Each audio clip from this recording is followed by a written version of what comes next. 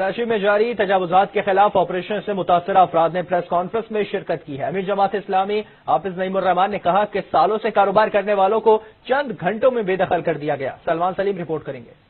कराची की मौजूदा सूरत हाल पर जमात इस्लामी की जानिब से इदारा नूरुल हक में हंगामी प्रेस कॉन्फ्रेंस मुनक्किद हुई। प्रेस कॉन्फ्रेंस में प्राइवेट स्कूलों, ताजिरों, मार्केटों की तंजीमों के नुमाइंदे और दीगर मुतासरीन वफद की सूरत में जमा हुए। ताजिर बरादरान ने अपने साथ होने वाली ज्यादतियों के हवाले से बात की। प्रेस कॉन्फ्रेंस से खिताब करते हुए अमीर जमात इस्लामी हाफिज नईमुर्रहमान का कहना था कि हमारे मुल्क में गरीबों को बुनियादी सहूलियात भी नहीं दी जाती। सालों से कारोबार करने वालों को चंद घंटों में निकाल दिया गया। रियासत उनको हक नहीं देती है, ये रियासत उनको मकान नहीं देती है, ये रियासत उनके बच्चों को तालीम नहीं देती है, ये रियासत उनको इलाज की सहूलत फराहम नहीं करती है।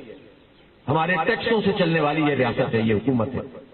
हम साबुन पे भी टैक्स देते हैं, हम जो है वो हर चीज पर टैक्स देते हैं, मोबाइल के कार्ड पर हम टैक्स अदा करते रहे और हमारे गरीबों के